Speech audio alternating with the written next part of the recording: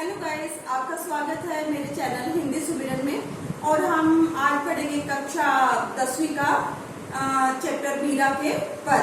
तो शुरू करते हैं।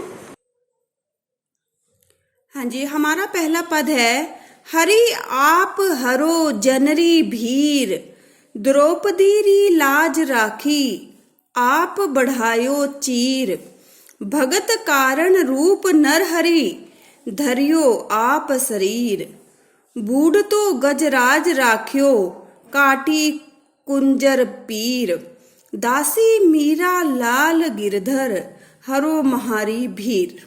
सबसे पहले हम इसके शब्दों के अर्थ देख लेते हैं कि हरि कहते हैं श्री कृष्ण जी को।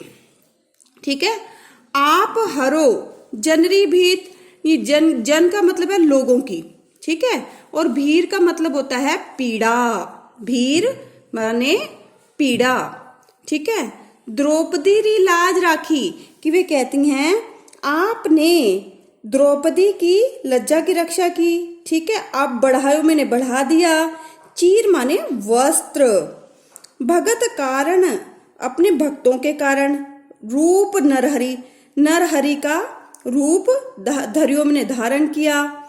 ठीक है, बूढ़ तो गजराज राख्यो, बूढ़ तो का मतलब होता है डूबते हुए, राख्यो मतलब रक्षा की, काटी मतलब दूर कर दी, कुंजर माने हाथी, पीर माने पीड़ा, दासी यानी कि आपकी सेविका, मीरा लाल गिरधर यानी कि श्री कृष्ण, हरो मैंने दूर कर दो, महारी मैंने मेरी, भीर मैंने पीड़ा।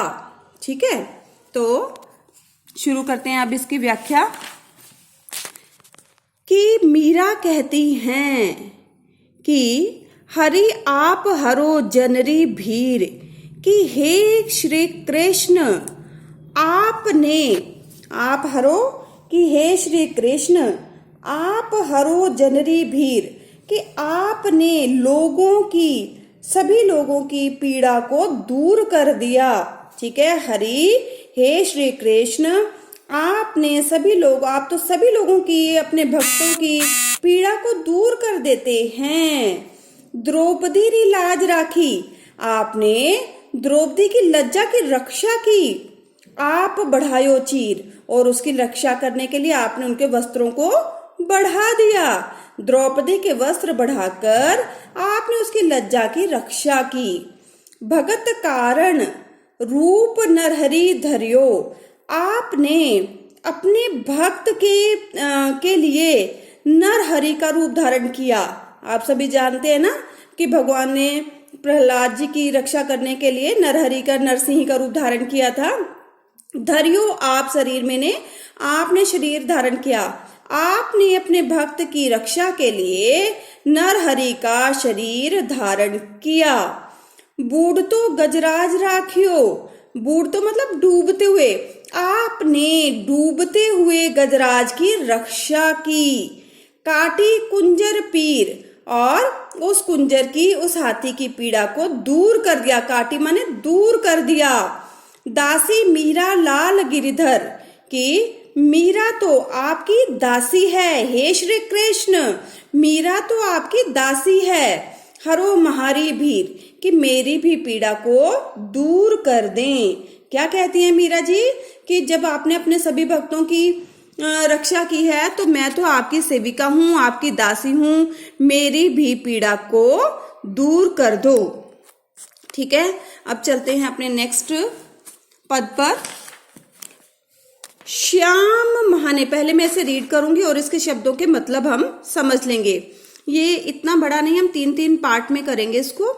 श्याम महाने चाकर राखियो जी, गिरिधर लाला महाने चाकर राखियो जी, चाकर रहस्या बाग लगास्या नित उठ दर्शन पास्यूं, वृंदावनरी कुंज गली में गोविंद लीला गास्यूं, चाकरी में दर्शन पास्यूं सुमिरन पास्यूं खर्ची, भाव भक्ति जागीर पास्यूं तीनों बातां सरसी। बेटा इसका पहले हमने सरसी तक ही करना है, इतना लंबा समझ में नहीं आएगा आपको। तो पहले हम शब्दों के मतलब देख लेते हैं कि श्याम, श्याम कहते हैं श्री कृष्ण को, महाने यानी मुझे, मीरा क्या कहती है, महाने मतलब मुझे, चाकर मतलब होता है सेवक नौकर, ठीक है। गिरिधर लाला यानी कि श्री कृष्ण, महाने मुझे, चाकर राखो जी मतलब रख लीजिए, चाकर रहस्या चाहकर बनकर, रहस्यों का मतलब यहाँ पर आ जाएगा बनकर, चाकर रहस्यों बाग लगास्यूं लगाऊंगी, लगास्यूं मतलब लगाऊंगी, ठीक है। नित उठ दर्शन, नित उठ, नित का मतलब प्रतिदिन, उठकर दर्शन पास्यूं, पास्यूं का मतलब पा सकूंगी, दर्शन पा सकूंगी। वृंदावनरी कंज, कुंज, कुंज कहते हैं कुंज मतलब बाग बगीचे जो होते हैं, गली में, ठीक है। गोविंद लीला गास्यूं, गोविंद की लीला, गोविंद माने कृष्ण, लीला यानी कि उनकी भक्ति के गास्यूं मैंने को गा सकूंगी। चाकरी में दर्शन, चाकरी में सेविका में यानी कि जो सेवा करते हुए, दर्शन मैंने आपके को देख सकूंगी, पास्यों मैंने देख सकूंगी। सुमिरन यानी कि स्मरण करना, खर्ची का मतलब हो जाएगा कि खर्चा पानी, जेब खर्ची, ठीक है। और जागीरी मतलब अपनी संपत्ति, तीनों बातें सरसी में सिद्ध हो जाएंगी। अब देखिए इसका मतलब समझते हैं। श्याम महाने चाकर राखो जी, कि हे श्री कृष्ण आप मुझे अपनी सेविका रख लीजिए, चाकर मतलब सेविका, हे श्री कृष्ण आप मुझे अपनी सेविका रख लीजिए। गिरिधर लाला महाने चाकर राखो जी, हे श्री कृष्ण मुझे आप अपनी सेविका बना लीजिए। चाकर रहस्यूं बाग लगास्यूं, कि चाकर बनकर मैं आपके बाग लगाऊंगी। रहस्य मैंने बनकर, रहस्यूं मतलब बनकर, चाकर रहस्यूं, कि चाकर बनकर मैं आपके बाग लगाऊंगी। नित उठ दर्शन पासूं, और इसी बहाने प्रतिदिन उठकर मैं दर्शन भी प्राप्त कर सकूंगी, दर्शन भी पासूं मतलब प्राप्त कर सकूंगी। वृंदावनरी कुंज गली में गोविंद लीला गास्यूं, और मैं वृंदावन की गलियों में, बाग बगीचों में श्री कृष्ण की महिमा का गायन करते हुए घूमूंगी। श्री गोविंद की लीला माने महिमा का गायन करते हुए घूमूंगी, ठीक है। उसके बाद है कि क्या कहते हैं, अब यहां से देखेंगे, चाकरी में दर्शन पास्यूं, और आपकी चाकरी करते हुए जो जेब खर्ची, जो मेहनताना मुझे मिलेगा उसमें मैं आपके दर्शन प्राप्त कर सकूंगी। सुमिरन पासियां खर्ची, और जेब खर्ची के रूप में मैं आपके नाम का स्मरण करूंगी। जब कोई भी व्यक्ति किसी के यहाँ काम करता है तो उसको तनख्वाह या मेहनताना मिलता है ना, तो वो कहती है उसके रूप में मुझे आपके दर्शन प्राप्त हो जाएंगे और आपका नाम स्मरण भी कर पाऊंगी। भाव भक्ति जागीरी पास्यूं, तीनों बातें सरसी, कि आपके यहाँ सेविका बनने से सबसे बड़ा फायदा होगा कि मुझे भाव भक्ति स्मरण और दर्शन, ये तीनों चीजें मुझे सहज ही प्राप्त हो जाएंगी। कि आपके यहाँ सेविका बनकर मुझे भाव भक्ति जागीर के रूप में मिल जाएगी, और आपके दर्शन प्राप्त कर सकूंगी, स्मरण कर सकूंगी और आपकी भक्ति कर सकूंगी। ये तीनों ही बातें मेरे जीवन में सिद्ध हो जाएंगी, मुझे सहज ही मिल जाएंगी। ठीक है बेटा, यहाँ तक आपको समझ में आ गया होगा। चलो अब आगे देखते हैं। इन पंक्तियों में श्री कृष्ण के सौंदर्य का वर्णन अब किया गया है। मोर मुगट, मुगट, मोर मुकुट का मतलब हो गया मोरों का मुकुट, मोर के पंख का, मोरों का नहीं, मोर के पंखों का मुकुट। पीतांबर का मतलब होता है पीले रंग के वस्त्र। सोहे मैंने सुंदर लगते हैं। गल वैजयंती माला, गले में वैजयंती की माला भी बड़ी सुशोभित होती है। वैजयंती क्या होते हैं? जंगली फूल जो होते हैं उनकी माला। उसके बाद है वृंदावनरी धेनु चरावे। वृंदावन तो आपको पता है धेनु कहते हैं गायों को, चरावे चराना। मोहन में श्री कृष्ण, मुरली वाला मुरली बजाने वाला। ऊंचा ऊंचा, ऊंचे ऊंचे। महल आप जानते हैं। बनावा बनाना चाहती हूँ।